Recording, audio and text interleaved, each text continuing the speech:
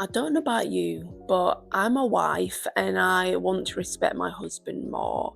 I want to love him more and I want to be the wife that God created me to be, but I struggle with this. I struggle to sometimes respect my husband in the way that he needs me to, and honestly, in the way that I want to. And so I've created just 5 tips for myself to implement over the next, coming weeks and months. And I thought I would share them with you so that if you're a wife, you can join me on this journey learning how to respect our husbands better.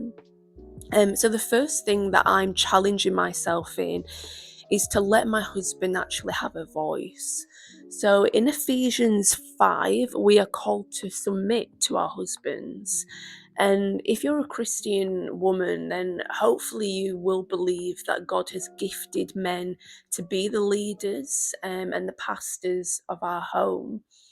And that means that God will gift him like wisdom and direction that for us as wives, we may not receive those same words from God, that same guidance from God. And so, therefore, if we're not letting Him speak, we could be sending our marriage and our family in a direction that isn't God's direction. And we need to understand that our responsibility as a wife, our biggest way that we can love our husbands is to actually let him lead, to do the job that God called him to do in our marriage.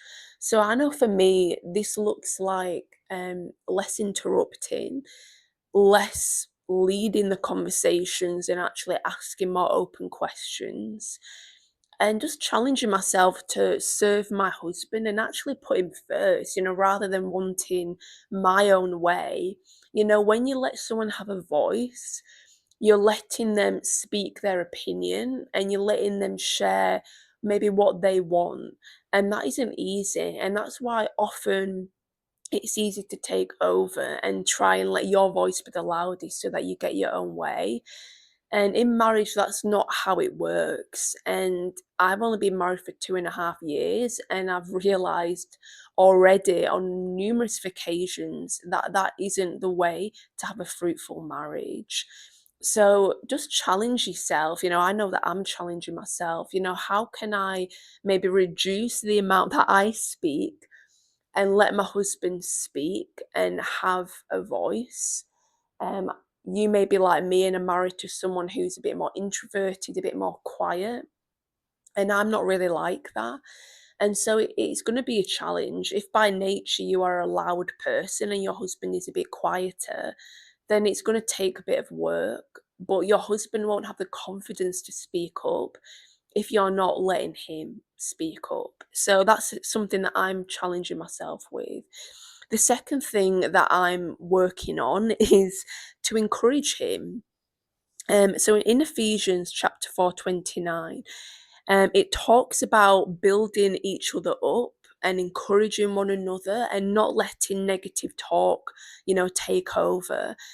And it's so easy to pick each other up on our mistakes. When you're married and you see everything that the other person does, obviously you're going to witness them messing up at times. But I know that I witness my husband most of the time really succeeding and accomplishing great things. But yet, the odd thing he does wrong, I leap on it and make a big deal of it. And I want to be my husband's biggest cheerleader. I remember reading a book that really challenged me. I wish I could remember the name of the book. If I find it out, I'll link it below. If it's not there, it's because I've not been able to work out what book it was. But it basically was this woman who went into her husband's office and discovered that all these younger women were encouraging him and calling him sir and being really respectful and coming up to her and saying what an amazing husband she has and listing all the great things about him.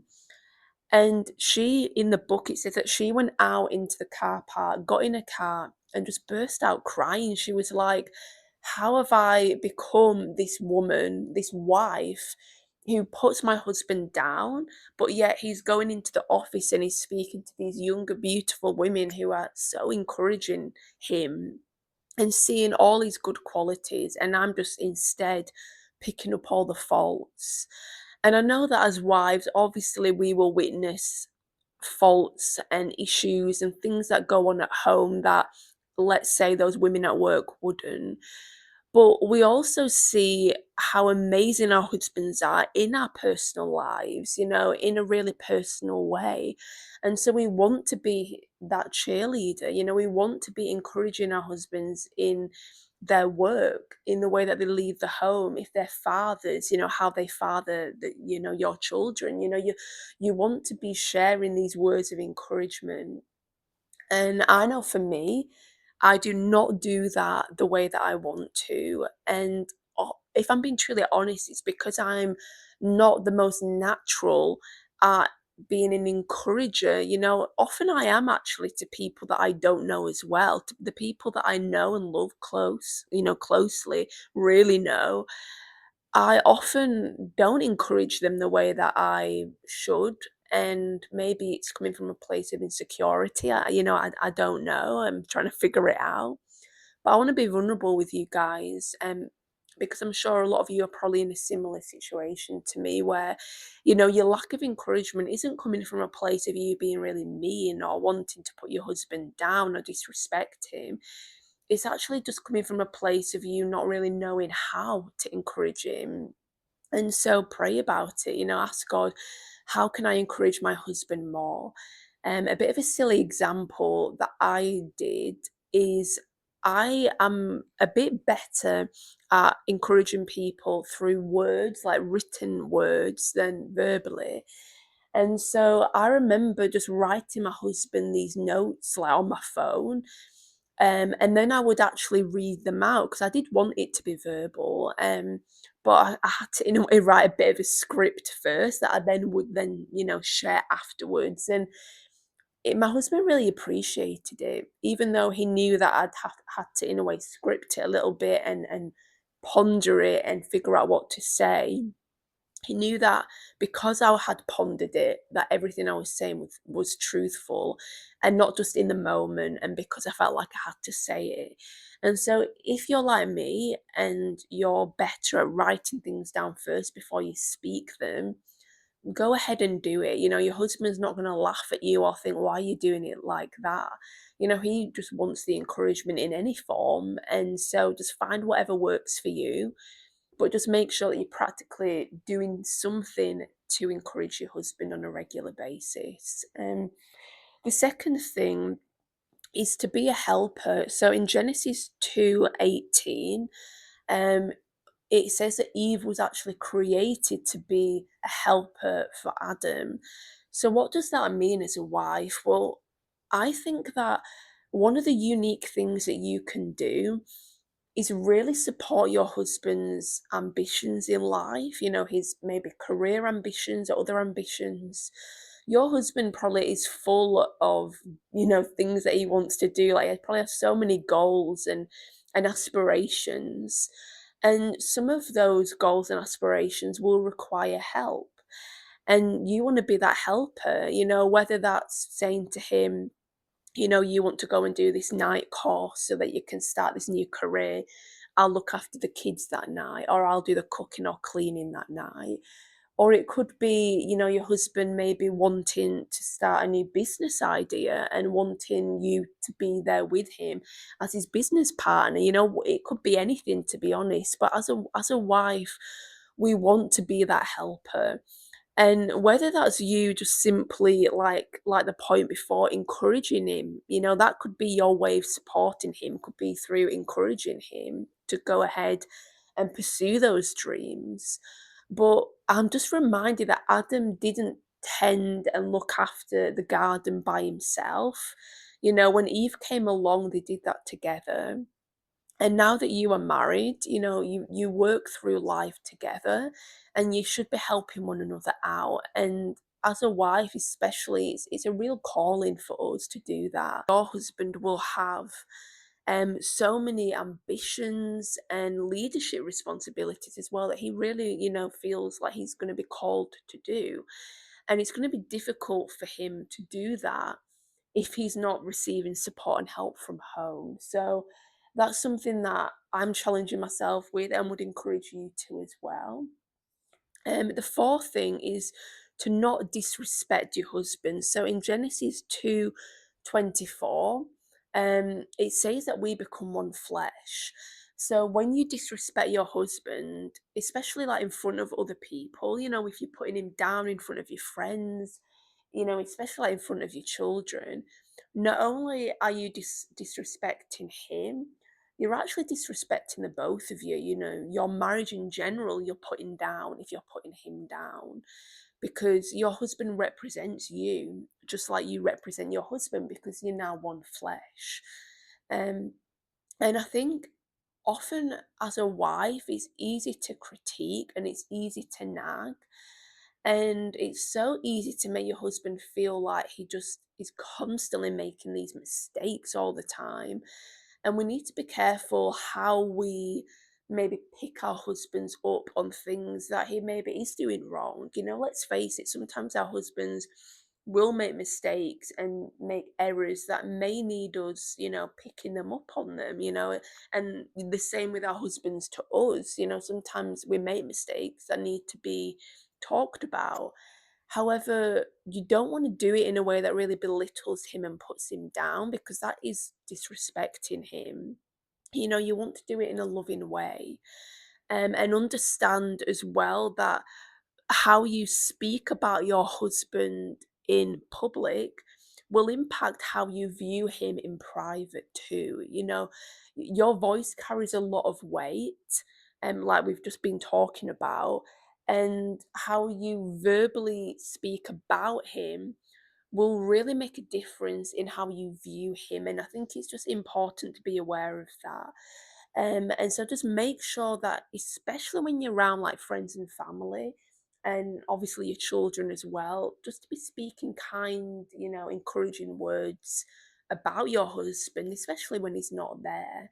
And just a final piece of advice on this is to be really careful how you speak about your husband to your parents, to your siblings, to those closest to you, because you may be having a really bad day and your husband may have said something that's really hurt you, and you go and tell your mom or your dad or your sister or your brother, and once you've got it off your chest and you then go home and chat with your husband, after like an hour, that issue could be resolved and you've forgiven one another, you've moved on, your marriage is in a healthy place. But because your parent or your sibling has, heard about all of this, they obviously don't love your spouse the way that you do. There's not that connection there. And so they're probably not as easily forgiving as you are. And you don't want them to have these bad views of your spouse when, let's face it, some of what you say may be said in anger and not that truthful. And so just be careful what you share to people, because ultimately that's going to represent who your husband is, and also who you are and what your marriage is like. And so you want to make sure that you're being sensible in respecting him in those public settings. And the final thing is to take an interest in him, and in the things that he's interested in too. And a bit of a silly example is, in our first year of marriage, I found that all the TV shows that we were watching, the films that we were watching, even the things that we were cooking, or activities that we'd go and do on a day to day basis would often be centered around me and what I enjoyed. And one thing that I believe men really love is to have a partner in life, to have a friend in their life.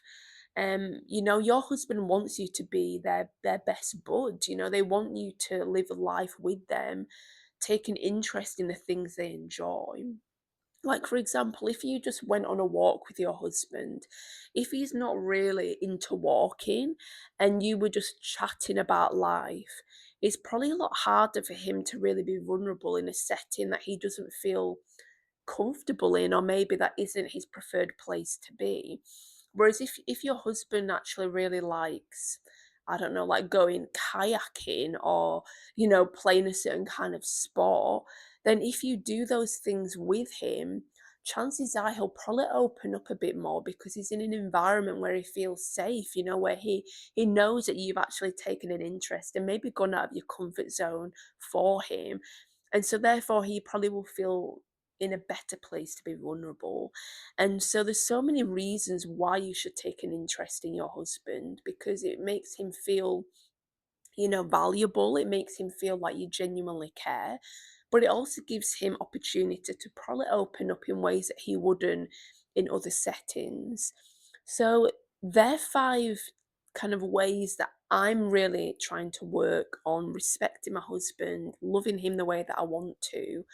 And I just challenge you, if you're a wife like me, just to really work in those particular areas that I've shared about today, in seeing if you can find new ways to respect your husband and love him. And if you're trying something new and different, I'd love to know about it, because I want to grow in this just as much as you do. So comment below if you have a technique or a tip or something that you're applying to respect your husband too. So thanks so much for watching this video. I do want to create more content for wives, as I think, we're in a way on this journey together. I'm just sharing what I'm learning. So please subscribe and like this video. Click that notification bell so you get notified of other videos that I share. So thanks so much for your time today. I hope you have an amazing week and that your marriage just flourishes so much, like I hope mine will, from implementing some of these tips this week. So I hope you have a great week. Take care, and I'll see you next week. Bye.